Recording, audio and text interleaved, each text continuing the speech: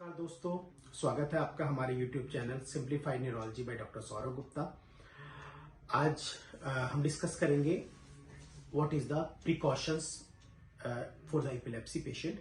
अगर कोई epilepsy patient है तो उसको क्या क्या प्रिकॉशन लेने चाहिए और क्या रोल है फैमिली का फॉर द एपिलेप्सी पेशेंट। तो प्रिकॉशन, अगर कोई एपिलेप्सी पेशेंट है तो सबसे इंपॉर्टेंट चीज है कि वो अपनी रेगुलर मेडिकेशन ले। मेडिकेशन में बिल्कुल भी गैप ना करे, क्योंकि अगर मेडिसिन में एक मेडिसिन भी अगर स्किप हुई तो सीजर आने का रिस्क काफी हद तक बढ़ जाता है। तो अपनी मेडिसिन में बिल्कुल भी बिना अपने डॉक्टर के प्रिस्क्रिप्शन के, बिना डॉक्टर की सलाह के कोई भी मेडिसिन में ऊपर नीचे ना करें और मेडिसिन स्टॉप ना करें।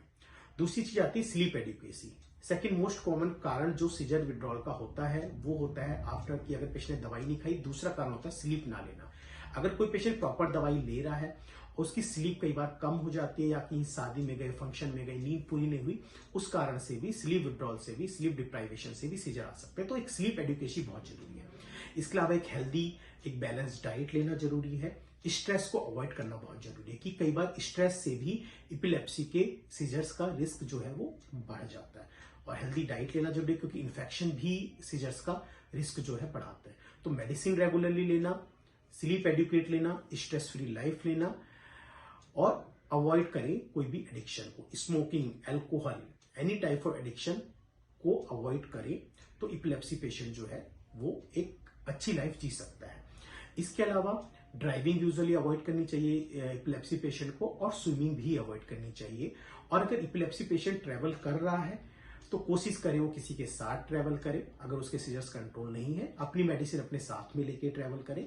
और एक स्प्रे आता है मिडाजोलाम स्प्रे, यूजुअली डॉक्टर या न्यूरोलॉजिस्ट प्रेस्क्राइब करते हैं कि अगर आपको कभी बीच में सीजर आता है तो आप उस स्प्रे का यूज आप कर सकते हैं।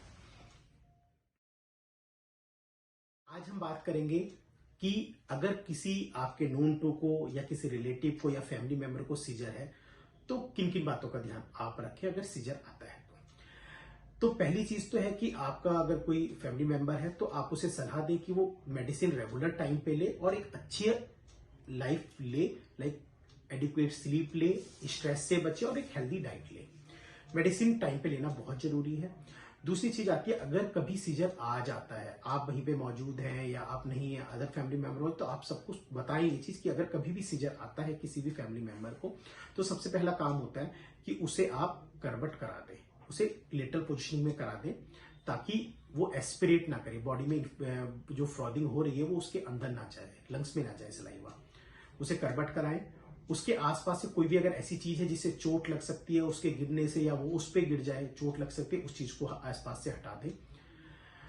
उसके बाद में अगर सीजर रुक गया है, आप उसको करवट करा के ही रखें। सर के नीचे थोड़ा सा तकिया लगा सकते हैं, थोड़ा सा ऊंचा कर सकते हैं सर, करवट करा के।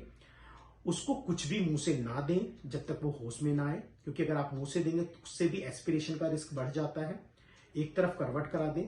अगर उसने टाइट कपड़े पहने हुए हैं तो उसके कपड़ों को रिमूव कर दें, कपड़े ढीले कर दें, उसके हेड को थोड़ा सा अप कर दें। उसके मुंह से जब तक वो होश में ना आए कुछ भी ना दें। अगर आपके पास नेजल स्प्रे जो आपके डॉक्टर ने प्रिस्क्राइब किया है सीजर्स के लिए वो अवेलेबल है तो आप वो nasal spray according to prescribe dose उसको दे सकते हैं। अगर पेशेंट को बार बार सीजर्स आ रहे हैं, वो होश में नहीं आया है, तो आप उसको तुरंत लेके हॉस्पिटल जाएं। और अगर उस बीच भी आप जब हॉस्पिटल लेके जा रहे हैं तो उसको मुंह से आप कुछ भी ना दें। Thank you.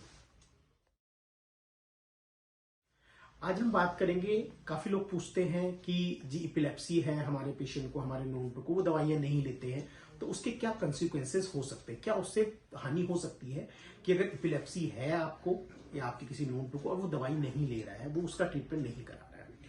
तो पहली चीज है कि अगर एपिलेप्सी पेशेंट को ट्रीटमेंट नहीं रिसीव कर रहा है तो कॉग्निटिव डिक्लाइन होता है। हर एपिसोड ऑफ सीजर ब्रेन में कुछ ना कुछ डैमेज करके जाता है।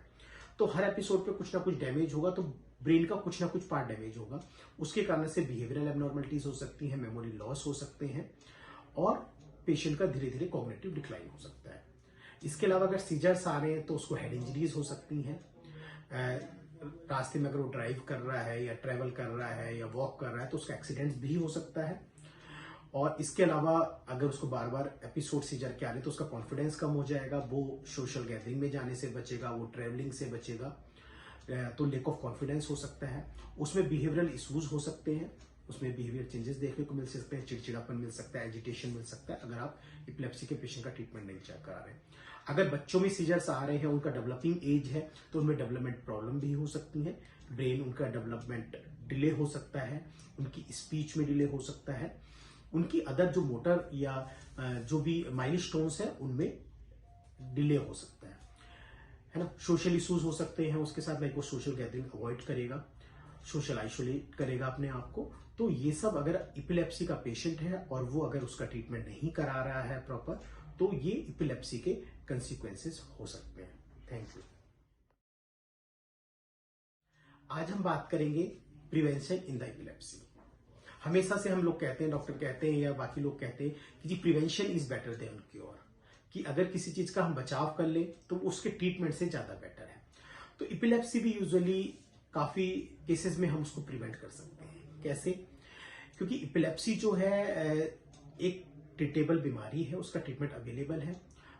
काफी कॉमनली देखा गया हेड इंजरी एक कॉमन कॉज है इपिलेप्सी का।